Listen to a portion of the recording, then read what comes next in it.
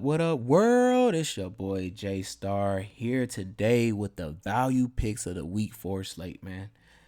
Hit on these picks last week. I gave y'all some really good value, man. Like, really good value plays. I mean, one ended up being the top play, and y'all already know the receiver, man, Mac Hollins, man. He came through big, almost a 40-point fantasy day. So, hit on him. Could have swore I said Damian Pierce was my running back. So like those two, man, just really came through with that. So, but we're gonna go again and try to hit again big with these value picks this week. On my list for a quarterback, it's kind of the same was on my top 5 list though. For value, it's definitely still. I'm thinking where are we at? Where are we at? Let's see. Where are you at? Um Where is my value quarterbacks? Where y'all at? Okay, I forgot they're a little bit higher than that. But it's Cooper Rush, man, and Geno Smith. Just both in good spots and under 5,500, man. And I just feel like they could come through big for a nice 20 something fantasy points. They just got the weapons to attack both of these defenses, got the weapons to score twice, too. And that's a big deal in getting to 20 fantasy points. Who knows? Either one of these dudes could possibly go for over 300 yards. I feel like Geno's already did it. Yeah, so like 300-yard bonus in play for Geno for sure. And then Cooper Rush having his other weapon back in Michael Gallup and things like that. I mean, just feels like he can. He was getting close to there even without Michael Gallup. So now that you got that deep threat in Michael Gallup, man, possible another 300 yards game possible for him. So definitely my 2 value plays at quarterback. Then at running back though this week we got. Let's get down here to Ramondre Stevenson, man. Just this last game was crazy. I believe he almost had like 7 yards per carry, man. It was crazy. And I just feel like they really like him a lot. I know they use him as a pass catching back too as well. So we saw how at the end of the game, Fournette was getting a lot of little dumps and stuff like that, and it really helped him a lot with getting the yards. But definitely, I feel like Ramondre Stevenson, they really like him. Also, man, it could be though the other running back as well in Harris. But I definitely think they like Stevenson a little bit more and they want to get him the ball more. So definitely in play for another 20 fantasy points against the Packers, man. And then I want to say also the other running back I like is Penny, who just I believe did not make the cut of my top 5 or was in right at top 5. So, but Penny is definitely in play, man. We get 14 touches here going against Detroit, weak defense, man. 4,900, great value, man. Like I feel like even if he can just get like 15 fantasy points, he does what he needs to do for you and paying 4,900. That way you can pay up at other places. And then at receiver this week, let's see who we got at receiver this week. We going back to the well with Mac Hollins. What else was y'all thinking? Like 4,200, dude. Like think I'm gonna miss this again, man? I ain't missing it again. Like I already had him last week, but I should have had him way more. I'll tell you that much. Like goodness gracious, I had him, just not enough. But yeah, I'm going back to the well, man, again with Mac Hollins, man. I feel like he's still going to get 8 to 10 targets. I know he had 10 targets because of Renfro being out, but I feel like he's in play still for another 8. Just playing really good at receiver as their number 3 receiving option, man. Like, and having all those weapons on the field that distract from him, even if Renfro is there, man, just takes all of the main, best coverage, people off of him. And you get in one-on-one matchup, you see he's putting people giving a little short, the little short thing, like he dunking on you or you too small for him, little symbols out there, man. And he's feeling really confident, man. So I really like him as a value play again. Then on another receiver I have to say though, really, really cheap option here is gonna be Isabella.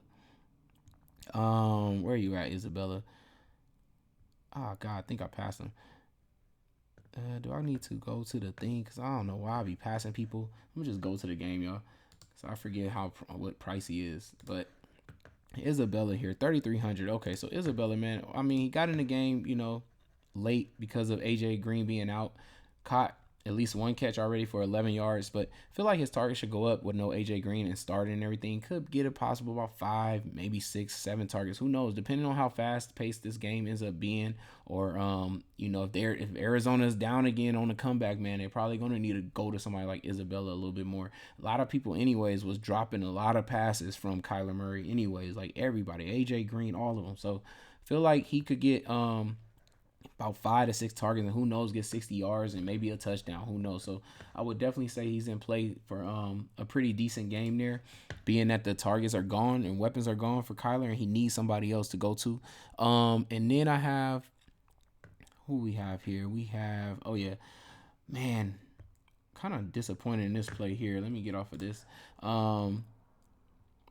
Just because, man, he's been giving zeros like but Peoples Jones, man, should be in play, y'all, for just a big catch, like something like this game, man. Like, can we get the 60 yards with it don't gotta even be 11, but let's at least get 6 targets, you know what I'm saying? Because for $4,000, man, we know what Peoples Jones can do. He can have one play could go for about 40 yards for him because he's a deep threat option. So in a game like this against Atlanta, where I feel like Cleveland's gonna need to score because Atlanta's gonna put pressure on them, they could finally get a deep threat option here, like a 60-yard bomb, for a touchdown could happen for him. And I can see him getting an 18-point fantasy point game just because of that. So definitely have to say a value play there for $4,000. I have one more, though, here for y'all this week. I usually only do 3, but I have one more here. And it is, where are we at, man? Where are we at? Romeo Dobbs, man. I like Romeo Dobbs' price. I like the targets I saw. Caught everything thrown his way last game. Just a perfect game for him. Got also the touchdown. Feel like he's going to be needed. Rodgers going to need him to do something like this, get good production again, get another touchdown too as well, I feel like. So for 4,500, man, I still feel like he's in play for another 21-point fantasy point game, man. Could be even a bigger game for him at home and everything. Rodgers going to need him a lot, like for real. I think Rodgers missed him on a deep play, I want to say, across the field or something like that.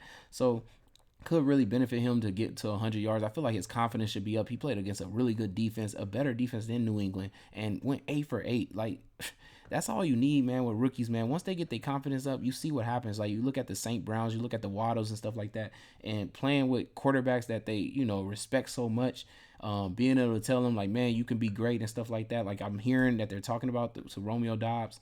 I feel like he's definitely in play for a huge game, man, for 4,500. So definitely got to put him as my value play there. And at tight end this week, we're going to, let's see, where are you at? A little bit higher up. My bad here. And it's Alberto going against the Raiders. Hopefully his targets can get back to what we saw week 1. But if he can get there, man, definitely in play for a nice little 15 or 12-point fantasy point game for 3,300. And also we got Disley.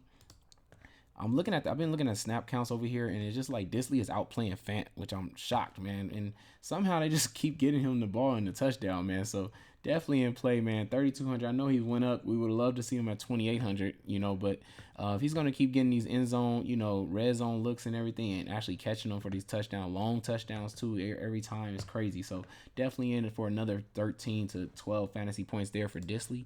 And then we have one more option here, man. Like I said, I usually only give 2 for tight end too. So, but one more option is Swam. Looks like he played more than most of the other tight ends on this team. I know they have Hooper. So Hooper is still in play too, but I just noticed that Swam was in way more than Hooper. So if he's going to be in that much playing the Indianapolis Colts, but Indianapolis Colts just give up so many points to the tight end, so I definitely got to put Swam in just because of that reason, y'all. So he could get open in a touchdown again and get a 10 to 15-point fantasy point game if he can get more targets. So definitely makes my cut for the last of my value plays, man, of all positions there, y'all. I hope y'all enjoyed that. Hope you hit big again like we did last week with our value plays. But it's your boy Jaystar. Hope y'all win some big money, and I'm out. Peace.